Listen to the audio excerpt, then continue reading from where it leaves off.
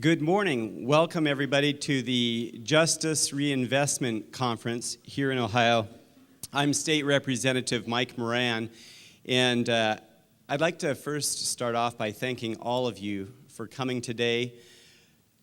We've been working for the past 6 or 7 months, as many of you know, as many of you have been working with us. And I'd like to acknowledge the working group for Justice Reinvestment that has dedicated their time to review the analysis of the Council of State Governments Justice Reinvestment Work Group. I'd also like to thank all of you as stakeholders in this room from across the criminal justice system, the judges, the prosecutors, defense attorneys, law enforcement, victim advocates, and many more. I know that as some of our other introductory speakers speak, they're going to ask for some of you to rise. As a legislator, I'd like to see if we have any other legislators or legislative staff here with us this morning. If you could please rise. Thank you for being here.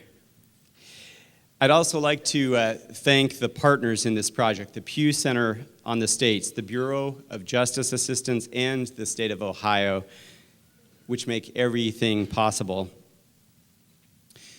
The work that has taken place before today on the Justice Reinvestment Project is in pursuit of 3 main goals. First, to increase public safety in our communities by lowering recidivism and crime. Second, to improve the cost effectiveness of the criminal justice resources, in part by focusing them on where they have the biggest impact. And third, together, these will both help us reach the third goal, which is to safely reduce corrections costs. The data analysis and input from criminal justice stakeholders like yourselves, contained in the Council of State Governments Justice Center report, will begin moving us toward a statewide policy framework that can make substantial gains in increasing public safety across our state and reducing corrections spending. Following today's presentations and stakeholder panels, we will be continuing to solicit reactions and input into this process and begin to develop policy options that will make Ohio's criminal justice system more cost-effective, reduce recidivism, and increase public safety. Now, during today's conference, we do not have a designated time for questions. However, you'll find on your tables there should be note cards, and if you have questions, please fill that out, any questions, and pass them to the front, and we'll take your questions in that way.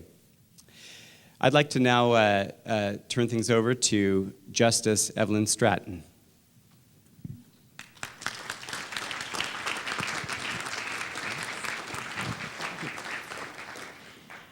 I'm very honored on behalf of the judiciary to welcome all of you to our second stakeholders meeting. The first one, as you recall, occurred in a snowstorm in January at the Supreme Court building.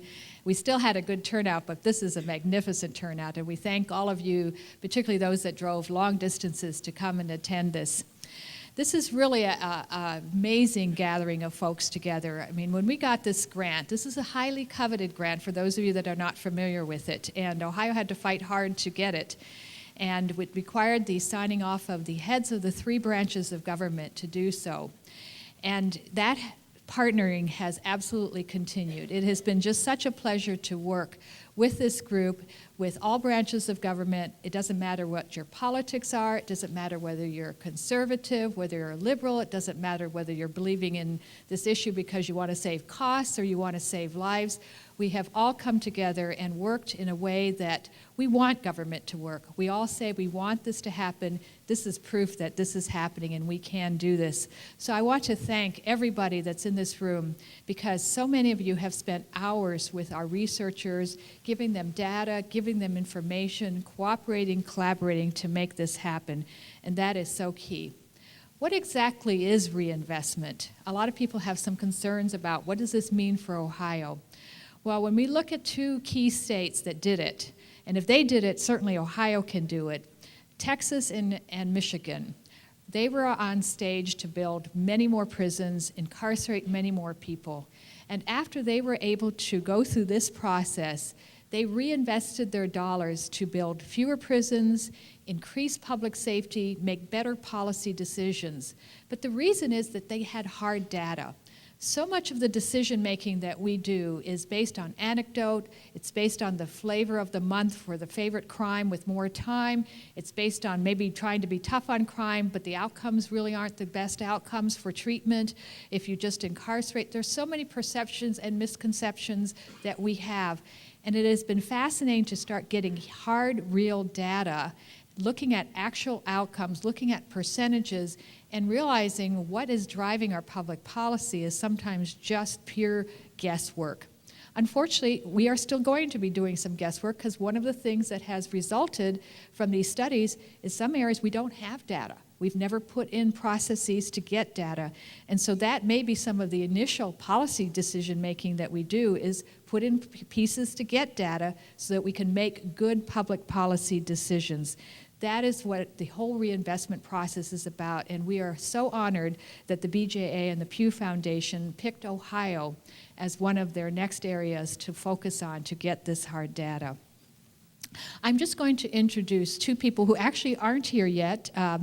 Justice Maureen O'Connor was on her way down and had mechanical problems and is actually in Mechanicsburg getting her car fixed, but will be with us later. And as former Lieutenant Governor and head of public safety, she has a keen interest in this. And Chief Justice Brown will be with us later this afternoon as well, and I understand he's asked to say a few words to the group, so they'll be coming later. But I also wanted to ask all of the judges and anyone who works in the third branch of government to stand so you can see how many are here from that branch representing this issue. So all the judges and those from that branch of government. There's some not. All right. There's a bunch of you that didn't stand up, but there's a few more in the audience that didn't stand up. So I wanted to welcome that group as well. And there's so many people here that really are participating in this process. So now the hard work begins. We're going to get the data. But what we have to do now is translate that data into good public policy decisions. And that's where the rubber meets the road. That's where the politics are going to come into play. That's where fiscal issues are going to come into play. But we're going to at least start with a good base. And hopefully all of you will absorb today, think outside the box, think how we can do things smarter, better, wiser, more efficiently, because we have some research now on which to base those public policy decisions. So again, welcome to all of you, and thank you for being part of this important process. I'd like now to introduce the second branch of government, Chris Long, who is the Deputy Chief of Staff to Governor Strickland, who's going to make a few words on our behalf. Thank you, Justice.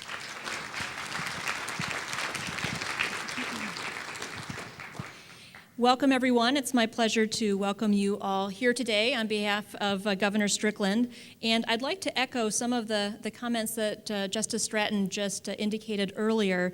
The effort and desire to bring the Council of State Governments Justice Reinvestment Team to Ohio began several years back.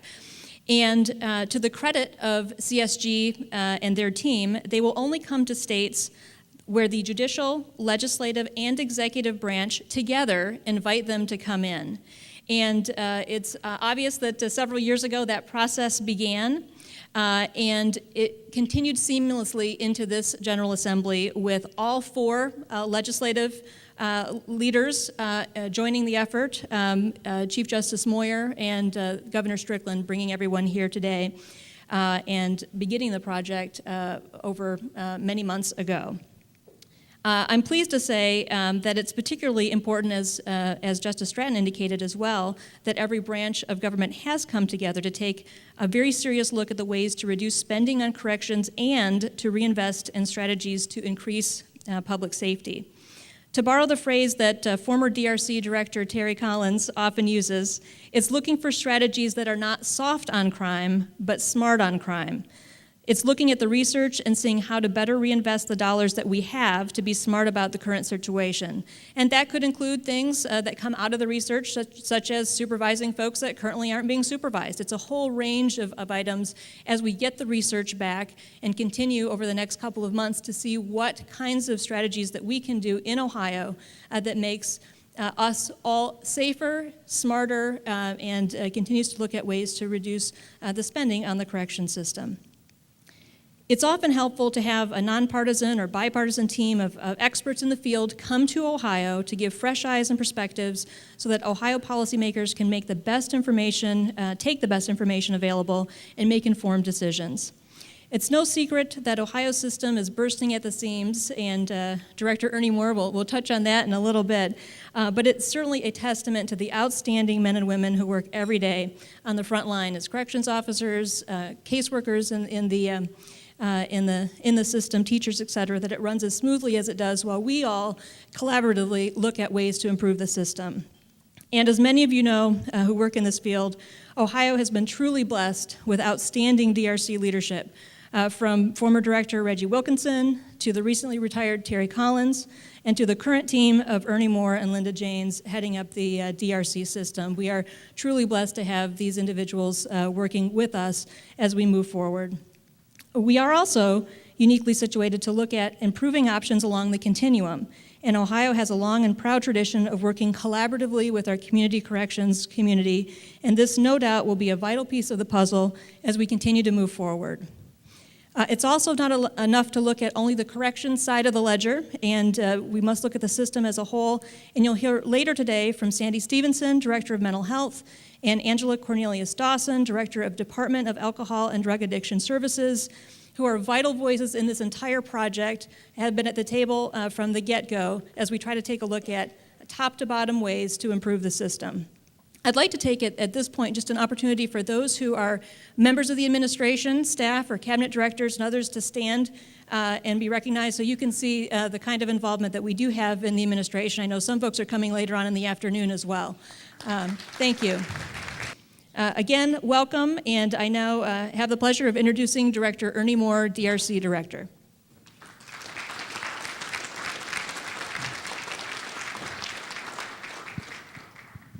Thank you, Chris. Good morning. Welcome to everyone here this morning. I want to tell you that I'm looking forward to today's update and the opportunity to hear the feedback concerning the progress of the Justice Reinvestment Project. I'm especially thankful to Senator Seitz and Representative Moran and members of the working group that are overseeing this very important work. The staff from CSG and the Pew Charitable Trust have been very good to work with. And it was obvious early on that they bring to Ohio a great deal of knowledge, experience, and wisdom. Now, there have been many DRC staff that have been critical participants in this project as well. And I would like to take a second to have the DRC staff that are present please stand.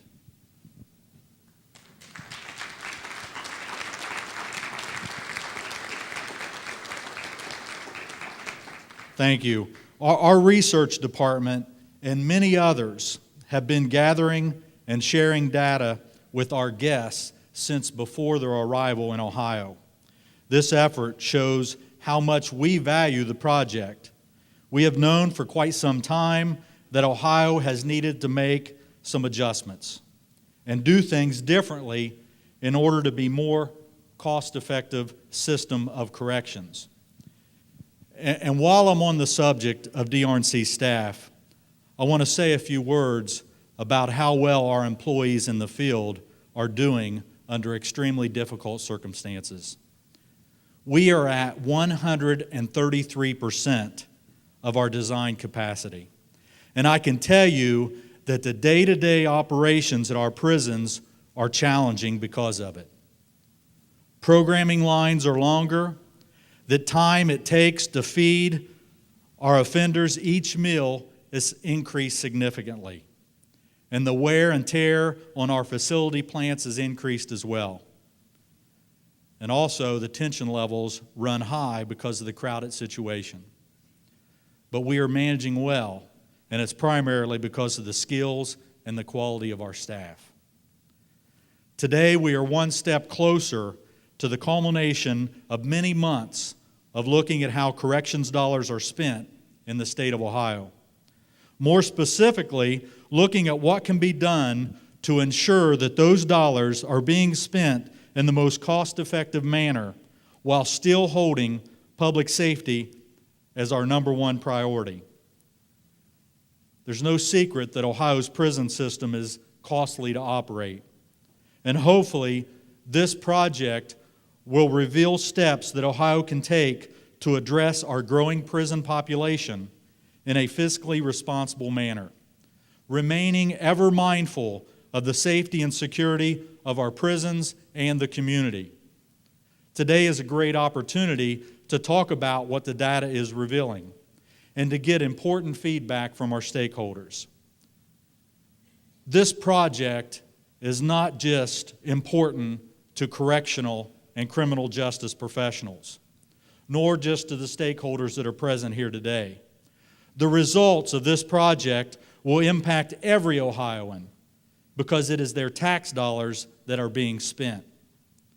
It is our responsibility to ensure that those tax dollars are being spent wisely. As we all know, the goal of this project is no small matter. Developing a policy framework that will improve effectiveness in the criminal justice system by holding offenders accountable, lowering recidivism, and increasing public safety are at the core of what we are committed to accomplish. I see this as an ongoing effort and one that DRC is dedicated to seeing through. In the business of corrections, there will always be opportunities for improvement and change. The months of gathering data, conducting interviews, and analyzing current policies has provided the background for important decisions to be made. Decisions about the direction of the criminal justice system. Decisions about how to effectively reduce and manage the prison population.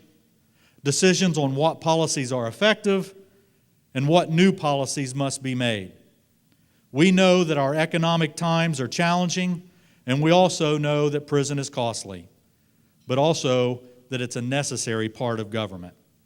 As the director of the Ohio Department of Rehabilitation and Corrections, I can assure you that DRC will remain 100% committed to this project and will gladly continue to provide whatever assistance is necessary. I look forward to continuing this partnership and to implementing the results that will be born of the hard work being done by all those involved. Thank you. And with that, I would like to introduce Richard Jerome, the project manager from the Pew Center of the States, as our next speaker.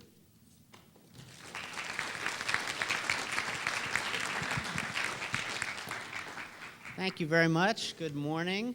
And I do want to say it really is a privilege to be here with you. It has been a privilege for the Pew Center on the States, the Public Safety Performance Project, to work with the Council of State Governments and the Justice Center.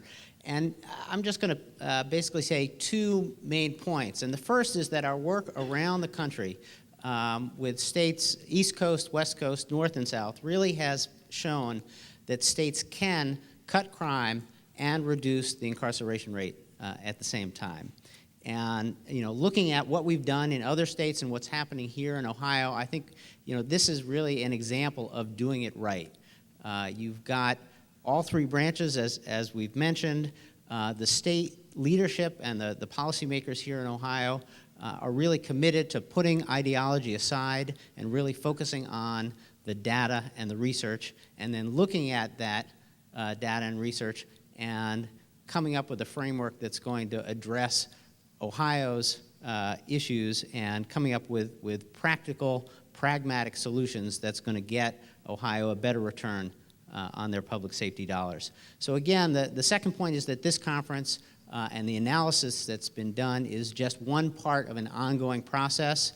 We have a lot of kind of preliminary analysis and data and research, and now it is up to kind of the folks in this room and outside and larger to take this data. Again, I think the Justice Reinvestment Working Group is looking for input. We've already collected a remarkable array of input from all the stakeholders across the criminal justice system. But again, this process is continuing. We're going to collect additional information and input from the stakeholders to really identify those policy options that are going to get the best return on the public safety dollars. So we are at Pew very much looking forward to continuing to work with the Justice Reinvestment Steering Committee, working with the criminal justice stakeholders in the state, and we are looking forward to continuing on. And so with that, I'm going to turn it over to Senator Seitz to wrap up the welcome. Thank you, Richard. Well, there's certainly not much left to say because my colleagues here have certainly covered the waterfront of what we're trying to do in this project. So let me just try to summarize a couple points. Number one, the folks at CSG and the Pew Center on the States have been absolutely outstanding to work with. They have made the job of Representative Moran and I quite easy and have really put a lot of effort into reaching out to all the various criminal justice stakeholders in the state of Ohio, and they truly have done a marvelous and professional job. Number two, it's commonplace to think that in order to come up with solutions, you need to find experts from more than 500 miles away that charge twice what everybody else does locally. But in this case, we're particularly fortunate to have some experts right here in Ohio. I've found throughout my research in this area that Dr. Latessa, who you'll be hearing from in just a minute, is one of the nationally renowned experts in criminogenic research, and he's right here in Ohio at the University of Cincinnati. So we've got a real Ohio flavor to the work that is being done on this task force. Number three, why we're really here is it can be summarized in about one sentence that you all learned at your mother's knee. You can't put 10 pounds in a 5-pound bag. And you heard Director Moore say we have 133% overcapacity in our prisons. That's not safe for the guards. That's not safe for the law-abiding inmates. That's not a good situation fiscally to be in, and something must give. And so as we search around to find out that what we can do, we need not write on a blank slate. As these folks will tell you, all of the ideas that they're bringing forward today have been tested and proven to work in other states that are generally regarded as being more conservative than Ohio. The example of Texas, which I hope we'll hear about, is very instructive about how you can save money and reduce crime at the same time by adopting uniform statewide standards, by bringing uniform risk assessments to bear in every county, in every jurisdiction. You can do all that without taking away discretion from the judge, but you can inform the local courts of what works and what doesn't work, and try to get people to work together so that we don't have this huge variability within our 88 counties. You'll find that some counties use their community corrections dollars to put people in community corrections facility who violate probation. But you'll find that other counties don't do that at all, and they're using their community corrections dollars to put people in community corrections as a condition of probation. Well, which works? The evidence is in. The studies have come in. So this is the kind of thing that this group has been working on. We've had a great working relationship with the courts and with DRC and the administration, the Strickland administration. This is not a partisan issue, folks. I can make the conservative case for what we're trying to do as well as anybody. And my good friend Senator Smith can make the liberal case for what we're trying to do. And the good news is we're both going to get to the same place, though we come at it from ideological distinctions, but we're both trying to get to the same place. And so it's my hope that we will get sufficient buy-in from this group and from my legislative colleagues. Representative Beck, I'm glad to see you're here today, and from the judicial branch. And let me just close with this. At the end of June, I was fortunate enough to go to the National Governors Association and the Pew Center on the States put on a big criminal justice sentencing and corrections forum. And we had a great delegation from Ohio, Linda Janes and Julie Walburn from DRC, Judge Stormer from Summit County, Steve Holland from the Supreme Court, Representative Majority Leader Tracy Hurd and I, and Renuka Mayadev from the Governor's Office. And let me tell you, folks, in 2 days of intensive seminars and programming, I am here to promise you that everything you're going to hear today is validated in other states, is best practices in other states. There is nothing new under the sun that you're going to hear today. If these other states can do it, we can do it. We do not have the money to continue keeping on the way we're keeping on, and something's got to change. So you can either lead, follow, or get out of the way, because we're going to make some changes, and that's what we're going to do, hopefully with your buy-in. Thank you. And with that, I'm going to turn it over to our first panel, Marshall Clement, the project director from CSG on the Justice Reinvestment Project. Also, Dr. Latessa, about whom I said a few words earlier, and Tony Fabello from CSG also, who's done some marvelous research, and the three of them will present the report that is before us today. Thank you.